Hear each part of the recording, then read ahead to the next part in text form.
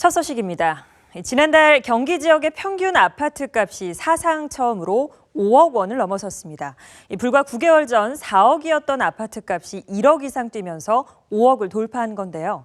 아파트 매매 가격 상승률도 여전히 고공행진을 이어가고 있습니다. 박희분 기자가 보도합니다. 지난달 기준 경기 지역의 아파트 평균 매매 가격은 5억 1,161만 원. KB국민은행이 해당 통계를 발표하기 시작한 지난 2008년 이후 최고가를 기록했습니다. 지난 2016년 1월 처음으로 3억 원을 넘긴 뒤 4억 원 돌파까지는 4년 6개월이 걸렸지만 이후 불과 9개월 만에 1억 원이 더 올라 5억 원을 넘어선 겁니다. 서울의 경우 아파트 평균 가격이 11억 원을 넘어서 수도권 전체 아파트의 중위 매매 가격은 7억 790만 원을 기록했습니다.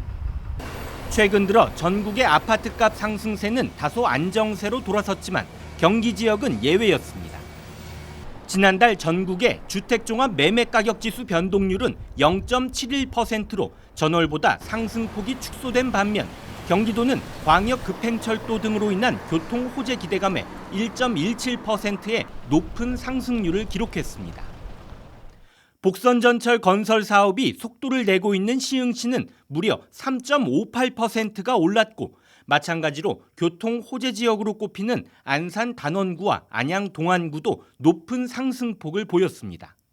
철도가 어떻게 들어가느냐, 어떤 라인이 뭐가 어떻게 생기느냐, 어떤 지역에 뭐가 생기느냐, 그거에 따라서 가격이 다 움직였잖아요. 그러니까 그런 현상은 불변이라고 봐야 돼요. 앞으로도 개발 호재들로 인해서 집값이 움직이는 곳들이 상승하는 곳들이 나오고. 전문가들은 올해 들어 시작된 탈서울 움직임이 더 강화될수록 경기 지역의 아파트값 오름세가 당분간 지속될 것으로 전망하고 있습니다. BTV 뉴스 박희봉입니다. 이런 가운데 수도권 지역의 2차 공공택지 발표가 올 하반기로 미뤄지면서 주택 공급 지연으로 인한 집값 불안 우려가 생겨나고 있습니다. 또 오는 7월부터는 주택을 담보로 한 대출 규제도 대폭 강화되면서 실수요자들의 내 집 마련이 점점 더 어려워질 것이란 전망도 나오는데요. 박희분 기자와 좀 더 자세히 알아보겠습니다. 박 기자. 네, 원래 지난달로 예정됐던 이 수도권 공공택지 발표가 올 하반기로 미뤄졌죠. 왜 발표가 미뤄진 겁니까? 네, 일단 공공택지 후보지로 선정된 시흥이나 광명 지역에서 투기로 의심되는 거래 정황이 드러났기 때문입니다. 앞서 정부가 이사 대책을 통해 밝힌 주택 공급 물량은 모두 83만 호 규모입니다. 이 가운데 도심 내 공공택지로 수도권 18만 가구와 지방 7만 가구 등 전체의 30%에 달하는 25만 가구 공급을 약속했는데요. 1차 후보지 발표로 수도권에서는 광명과 시흥 7만 가구를 확보했지만 이번 2차 발표가 연기되면서 수도권에 추가 11만 가구가 확보되지 못한 상태로 남게 됐습니다. 지방까지 합치면 물량은 총 13만 1,000가구에 달합니다.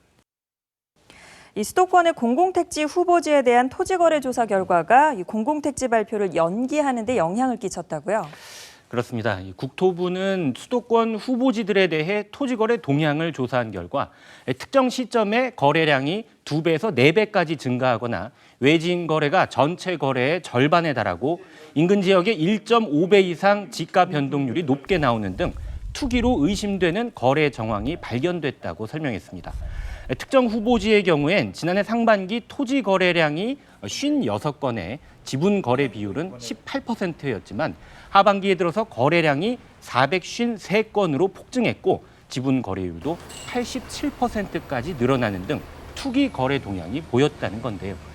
이로 인해 내부 논의와 관계부처 협의 과정에서 후보지 발표 후 심층 조사를 하는 것보다 심층 조사를 먼저 하고 발표하는 게 낫다는 결론이 나와 미루게 됐다는 입장입니다.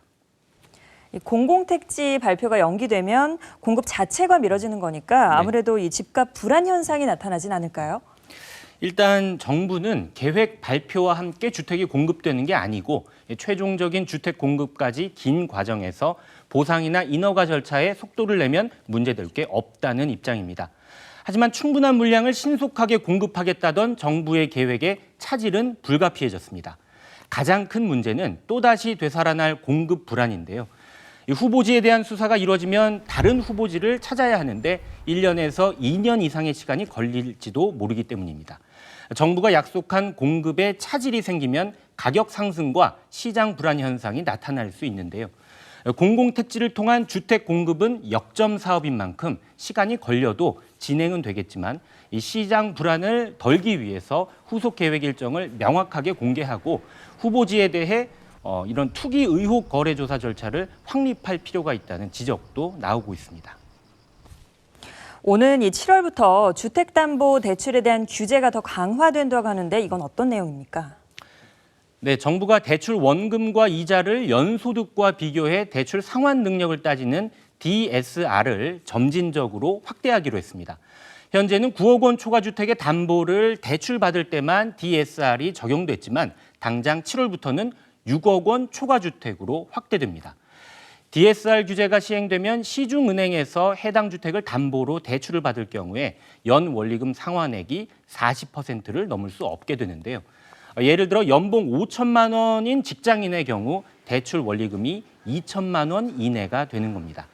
개인 소득과 주택에 따라 규제 적용 여부가 달라지지만 일반적으로는 소득이 낮을수록 대출 금액이 적어지는 구조인데요.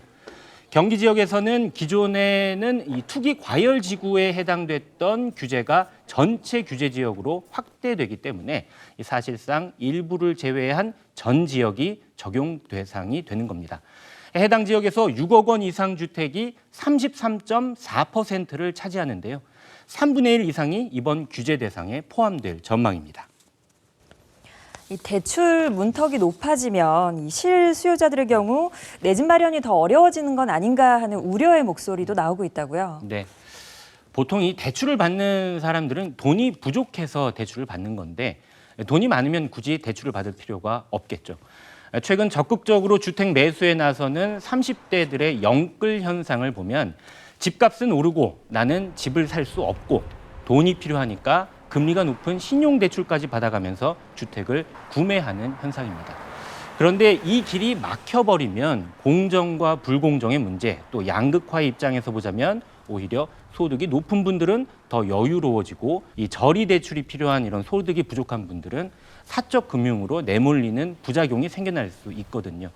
때문에 정부 당국이 정말 필요한 실수요자를 구제할 수 있는 방안을 마련해야 한다는 목소리가 높아지고 있는 상황입니다. 네, 여기까지 듣겠습니다. 박희분 기자 수고하셨습니다.